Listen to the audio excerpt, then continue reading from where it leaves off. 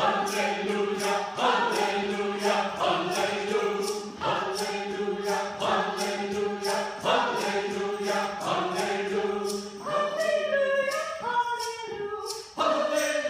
hello, everyone, and welcome to this interview that we're about to have with Debbie Lou Ludolph. My name is Mike McMahon, and I'm the Executive Director of the Hymn Society in the United States and Canada. And I'm really, really delighted to be welcoming Debbie Lou today to have this conversation. She is at Martin Luther College in Waterloo, Ontario, Canada, where she is Dean of Chapel and Director of the Kanata Centre for Worship and Global Song. She crafts worship. She's a song leader. She's a teacher. She's a singer, and just a delightful person. So I'm sure you're going to enjoy this conversation. Debbie Lou, it's great to be with you again today. Thank you, Mike. Great to be here. Mm-hmm. So I wonder if you could just start out by telling us a little bit about your early exposure to music and church and how you got the bug to be involved in all of this. For sure. It's been fun to think about this. So I grew up in small town Ontario, rural Ontario, and in a village of about 500 folks. And they just loved to sing. After university, I came back to speak there, and I sat in the front pew and I thought, this is where I learned to sing hymns and love to sing hymns. So that was around me in that United Church. And a choir director, a junior choir director who just loved to integrate children into worship. And then in high school, we moved to a slightly bigger, 5,000 people in the next town. And there I directed a junior choir. Again, new resources coming out in the United Church at that time. And so children were part of how, and the youth were part of how we introduced some of those songs. And so I see when I look back that influenced me too. And then in university, I first went to, I was going to be a doctor, I thought, a family physician like my father. And then after 1 year, I thought, no, I think it's music. And I went to Waterloo and studied, did a Bachelor of Music. And in that Bachelor of Music, I sang in the chapel choir with Barry Cabina. You might know his work, and was exposed to the wonder of singing congregational song at a different, with an organ and instruments, and just a different exposure than I'd grown up in. And then we sang all the big works of Bach and Handel and Mendelssohn. So at that time, I also sang in a United Church with a director who was stubbornly interested in growing the congregational song experience. And I see that looking back too, right? Had several different choirs, but he was really oriented to the people singing and how the choir would support that. So I think that shaped me too. So what did he do? What was so striking about that experience? Yeah, so maybe we wouldn't, if it was a new hymn, we wouldn't, I learned these things that if it was a new hymn, maybe the congregation wouldn't sing the whole hymn. They just sing the refrain, and the choir or a soloist would sing the verses. And these different choirs that like a women's choir, and I was in a university choir and an adult choir and a children's choir, all took their turn at leading the people in the song. So also performing works, but I think what I noticed was different than in some other environments I had been in is the choir was supporting the singing of the people. Mm-hmm. And maybe they'd sing the first verse and then we'd all sing. If it was, and certainly the choir sang, they certainly sang their anthems as well. But in the way he spoke about the job of the choir, it wasn't just he that was facilitating this congregational song. It was the choir's job to help to do that. So I was very shaped by that, I think. Wow. Yeah. And then I married a Lutheran pastor in the making at the time, and became involved in the congregation. I never had a church job as a musician, but filling holes in the various parishes we were in with music and arts, the arts, theater. And then I got involved at the Synod level and the national level in planning worship for for conferences and assemblies. And I always say that my liturgy training was on that first synodical committee with pastors who'd been part of the liturgical renewal. And so then I became more and more interested in congregational song. I didn't know about hymn tunes, and these people could rattle these hymn tunes off. I just became curious. And then they developed worship conferences. So I met the likes of Paul Westermeyer, and then I learned about, the theology. I started to be more curious about the theology in the songs. So I think growing up, congregational song was interesting to me from a devotional place. I would sing solos, and I could see the impact of this music on folks, or I would sing in a choir and I could see that. But then as I became more involved in worship planning, I also brought two things, I think, to it. One was a stubbornness that people can sing. Like, people can sing, everybody can sing. I really felt that so strongly, and my degree ended up being heavily in vocal pedagogy. So I wanted the churches to come alive with that. And then I also for some years did semi-professional work in musical theater. And so I could see the Sunday morning experience from beginning to end as a bit of a play, and how the music could move us through that service and facilitate the prayer and the praise of the people. So those were some of the influences in my life. Oh, that's quite a bit. I'm curious about the vocal pedagogy piece. Can you say a little bit more about that? And so how does that play into congregational song? For sure. Well, I think as I taught voice, which I did for many years, I realized that the task was to free folks to just find their natural sound, and to get rid of help them face the fears they had, which could be everything from, somebody who comes into your studio wants to sound like Barbra Streisand, but has not a voice that's anything like Barbra Streisand. So how do you help them become friends with their own voice? And then also just experiences in congregations where I'd look around and think, a lot of those people aren't really singing. What is that about? What is that about? And then I became curious about the leadership of congregational song. So I kind of feel like it's never the problem of the person who's not singing. It's the problem of me as the congregational song leader. What have I not thought about that person doesn't feel comfortable to enter in? How can we do things in a way that invite people in of all ages and stages? So the varieties of music we can offer. So vocal pedagogy influenced that a lot. And I found that as I led congregational song, there were a lot of sort of one-liners you could either offer or embody in how you led that help people to get more and more comfortable with the singing. So that's never lost.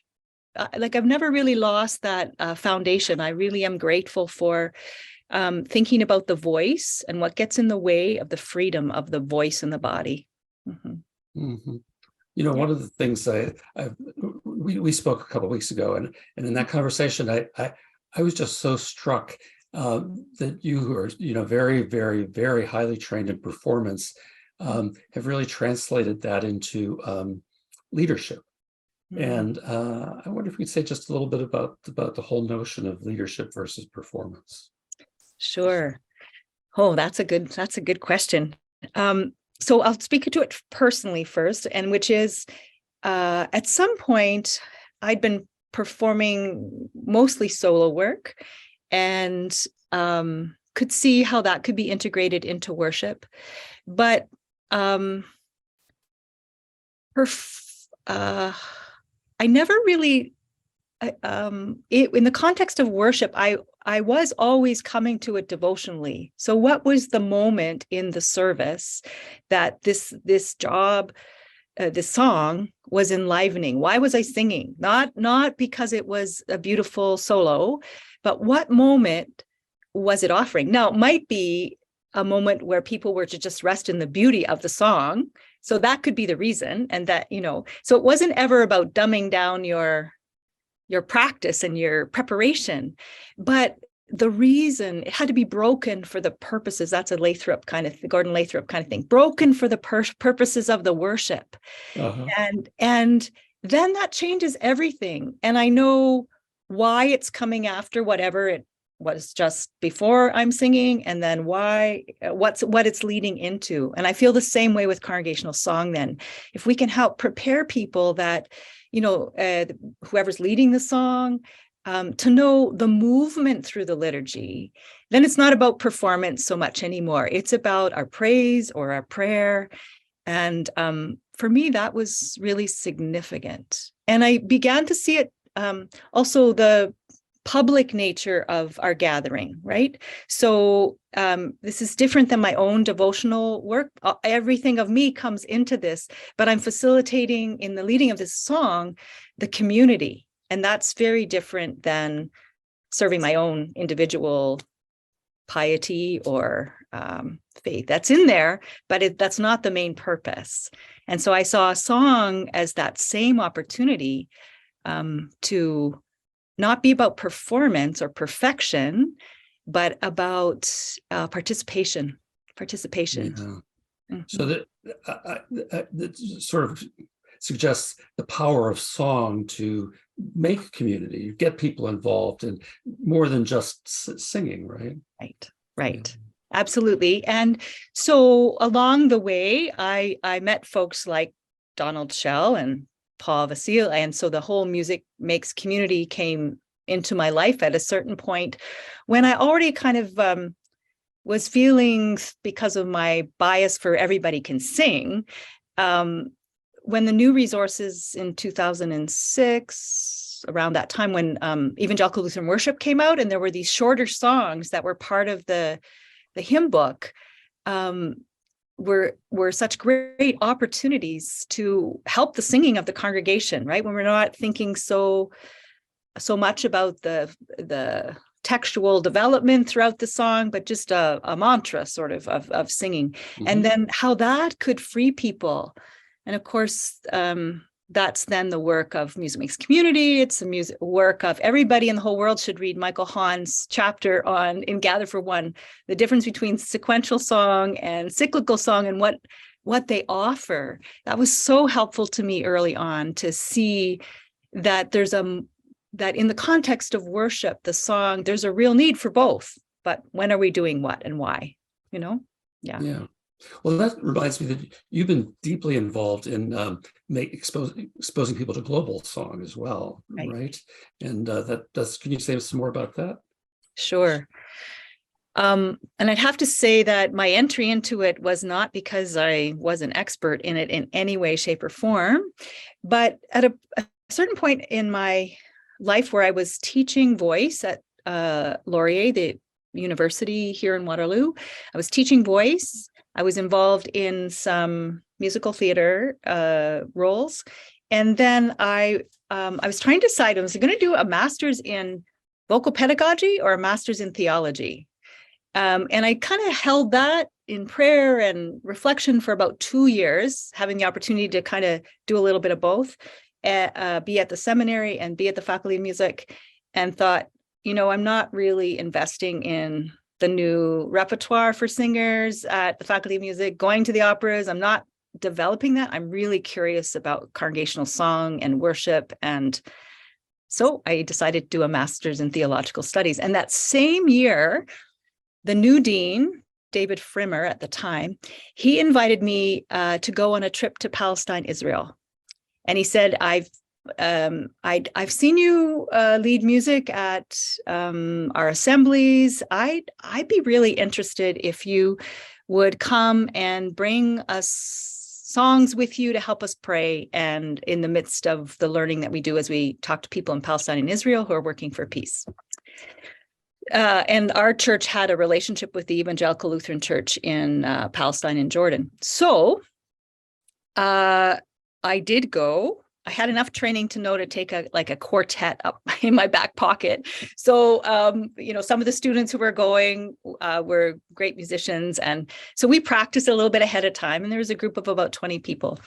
And we really, I was deeply impacted by that experience. And as I was putting songbook together, I thought, I'm going to need to take these songs that emerge out of the kind of situations that we're going to be walking into. So it was the songs from the Global South that I took a lot of those songs. I took songs from Iona that were calling for justice and peace, and some other songs that would be familiar to folks. But it turned out that the singing really held us as we were meeting the hard stories and the complexity of the situation there. And when at one church, the music director said to me, take our songs home to tell the story. We don't think North Americans know about our story. And in the West Bank, take our songs home.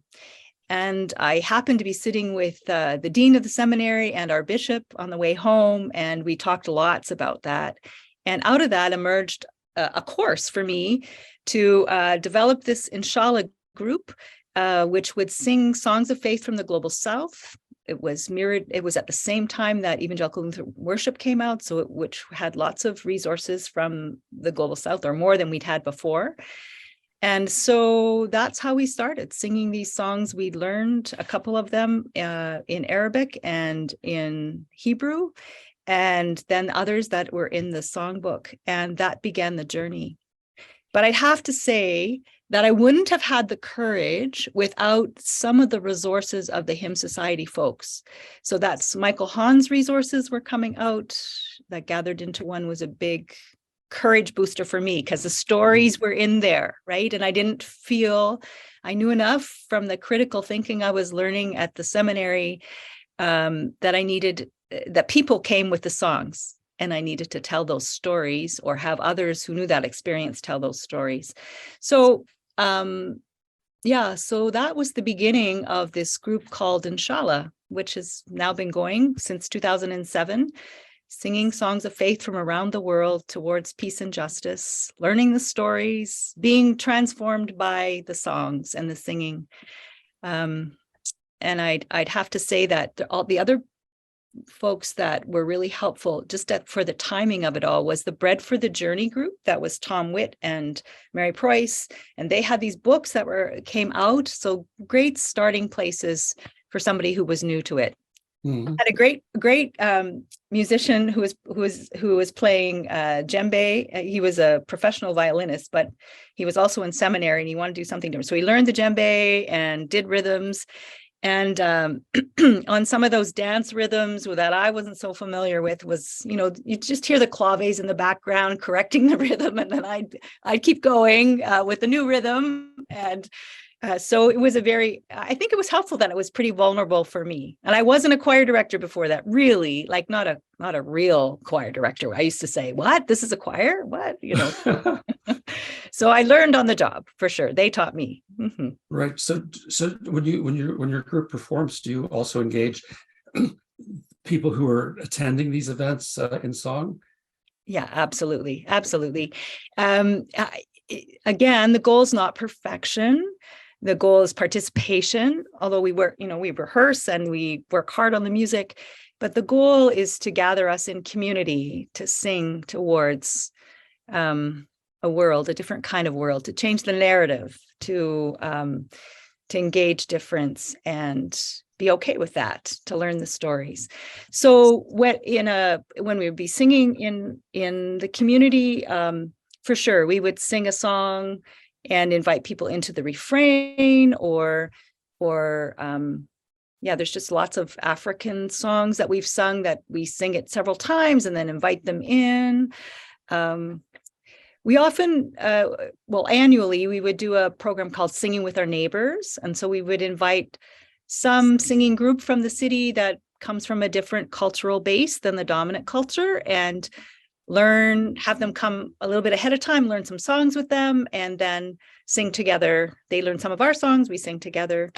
That's also been a rich engagement. For about 10 years, we sang with a drumming circle in our area, Mino Ode Kwewak Nagamawak. And I'd have to say, when I did my dissertation, I interviewed 16 folks from Inshallah to ask, how does singing together shape worldview? And I didn't ask them about Mino Ode Kwewak Nagamawak, but every everyone mentioned that as a transformative time of disrupting assumptions and learning something more about the teachings of Indigenous wisdoms and knowledge. So it's very powerful. Mm-hmm. It's interesting because, I would think of singing as sort of some expressing from within, but I'm hearing you talk about singing as sort of breaking open. It's a really interesting distinction, I think.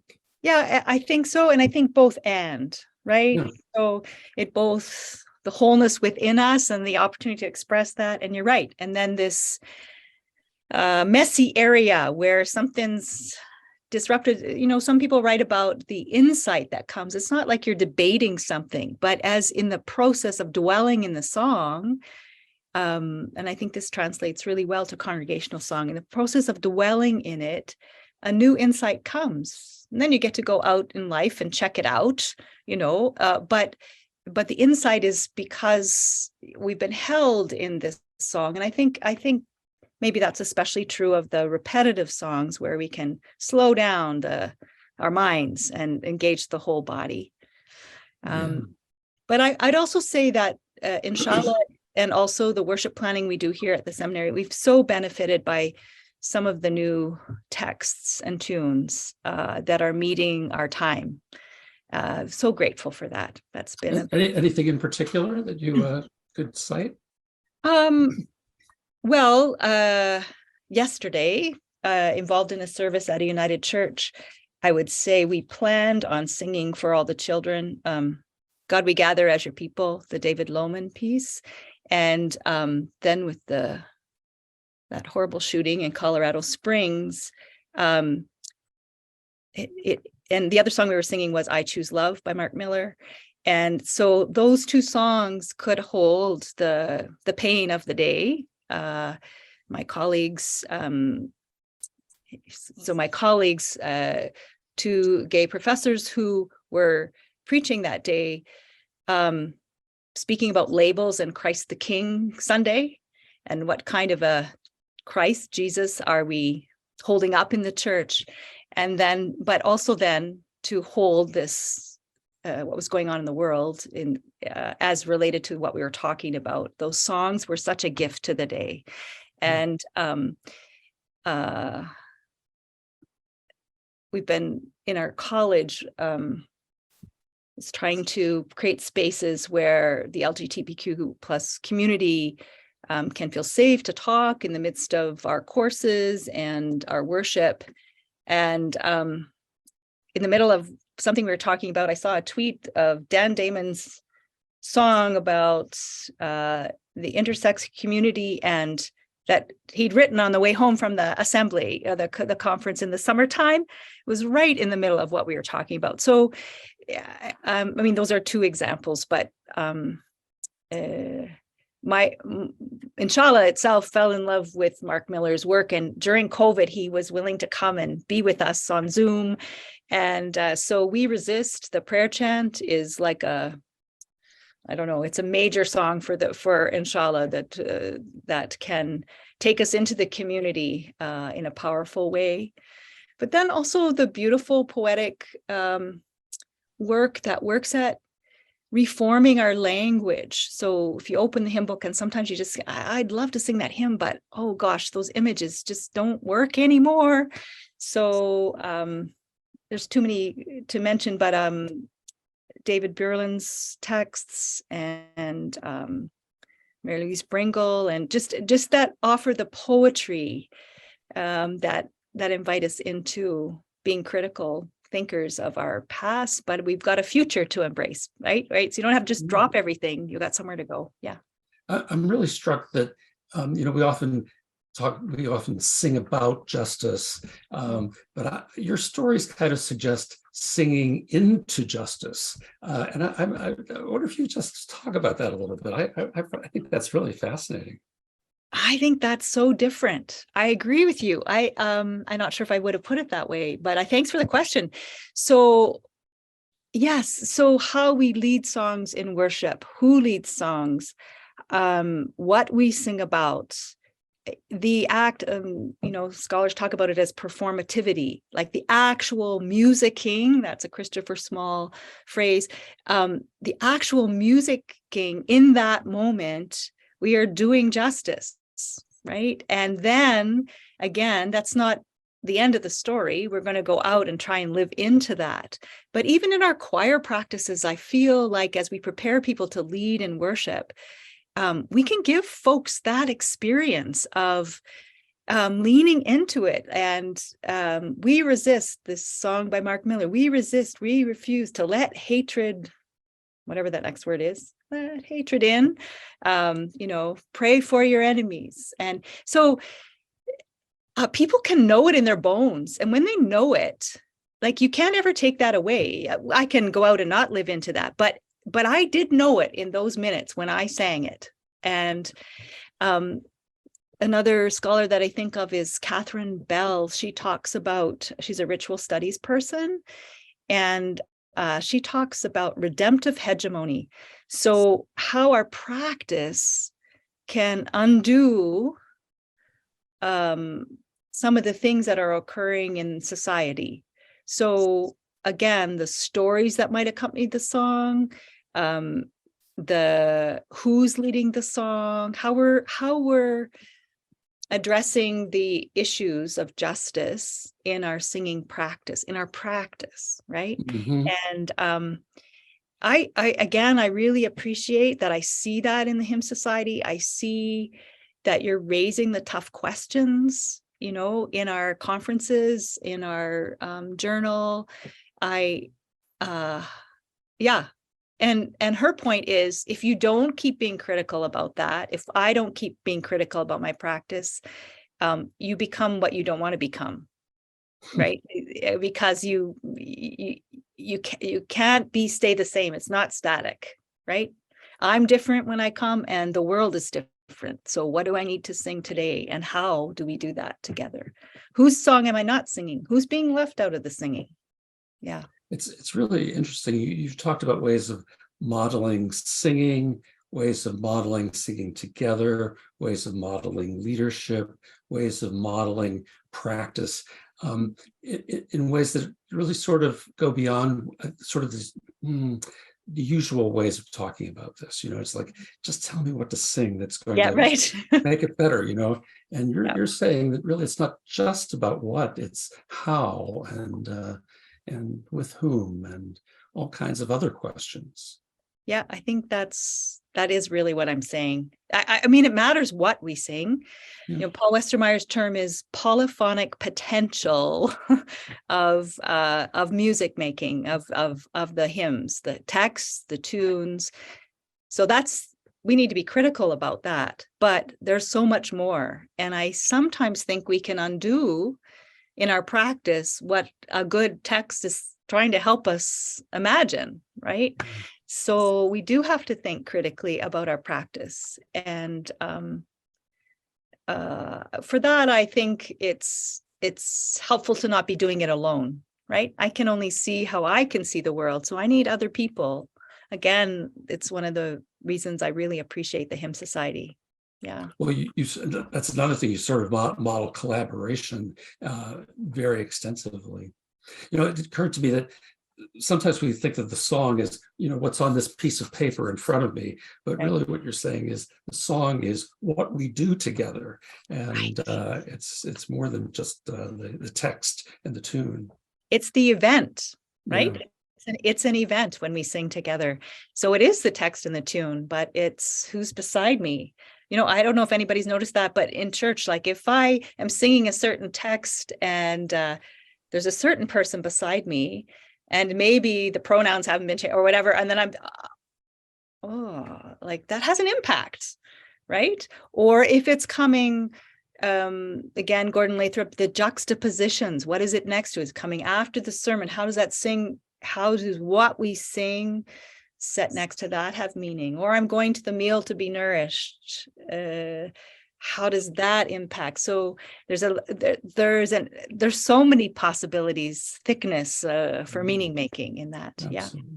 Yeah. Mm-hmm. Well, you talked a little bit about your relationship to the Hymn Society. I wonder if you could talk about that a little more explicitly. Sure. Like how did you get into the Hymn Society, and what kinds of experiences have you had? Sure, thanks. Well, I think I was noticing the Hymn Society before I knew I was noticing the Hymn Society. So I was noticing the work of people in the Hymn Society. Again, in my Lutheran context, the Paul Westermeyers of the world. But the first conference that I went to was in Ottawa. I don't know what year that was. But I tell everybody that was like I was coming home, like, oh, here are my people. Because I'd been with the musical theater people, I'd been with Lutherans, but not hanging out with many who had a lot of musical background. And oh my, I just so loved that first conference. And what I loved about it was that there was this combination of scholars and practitioners, pastors, lay people who just love to sing. The combination was so rich. And then the learning potential so much. I think I told you that, one of the first meals, this is Michael Hahn, who I know this book, right? And he's behind me in the line or ahead of me in line, says, oh, do you want to have lunch with me? Let's have a chat about what are you doing? Who are you? Right. And so it just, I love that about the Hymn Society too. It breaks down the hierarchies that we probably are trained to build up, And then I met Andrew and Hillary, and they came and sang with Inshallah too at one point. And I got to know Michael Hahn a little bit more. Eventually, Sui Hong came to Toronto. So I was beginning to know the Canadian complement. Margaret Leask was in Waterloo. She found me, I think, before I found her. She came and found me, and was a pretty good ambassador for the Hymn Society. So I don't even want to mention names because I'm forgetting people. I know I am, but well, some of the names you've mentioned, are people who are with us right now. So yes, exactly. They've been commenting in the chat. Yes, yeah, so. Yeah. So that was the beginning, but at the same time, if Miltner says it's 2007, so at that same time was when my job at what was called at the time Waterloo Lutheran Seminary began. And I was taking courses in this Master's of Theological Study. And the flexibility of the system here allowed me in every course to turn my papers toward music, right? So I got very familiar with the hymn. So I met Hymn Society folks through the hymn and the bibliographies that were there. And that introduced me to that world as well, which was very helpful. And I also found Hymn Society folks very open to an email if I was looking for another resource or somebody who could help me with something. So yeah, quite a community I was introduced to in that first 2007 event. Then I was also in New Orleans and helped to facilitate one of the hymn sings on that opening night. It was a wonderful experience. And the musician for Inshallah came along with me, which was a wonderful way to bring more of the Hymn Society back home, that more than one person was experiencing that. And then in Waterloo in 2017, involved in doing a workshop there. So yeah, and then the summer in Washington. So I've really appreciated for sure, the conferences I've been able to be at, the research, and as I did my PhD, the research of various Hymn Society folks, teaching resources for sure. That's been rich. I'd have to say, if I had to vote, it would be the people. Yeah, no question about it. As a matter of fact, when you talked about the breaking down the hierarchical structures, that has certainly been my experience too. There's just a collegial spirit to this organization that I've not really come across in any other group that I've been involved with. Yeah. It's extraordinary, really. Mm-hmm. Yeah. So if anybody has a question that they'd like to put into the chat, I'm happy to take it before we finish. But I do want to ask you, I've been asking everybody this question about, what would be your fondest hope for the Hymn Society going forward? So, well, I hope we'll go ahead in the trajectory that's happened in these last years of being courageous, entering into territory where we don't know the answers, which I think we have done by raising up voices who have been marginalized in the past. And so that's both a challenge and a gift of the Hymn Society, right? That we can do that. It's challenging to do it. I hope we'll continue to inspire the writing of new texts that can meet us in our time and the many ways that we're changing as a society and as church. I think one of the great gifts of the Hymn Society is that we're ecumenical.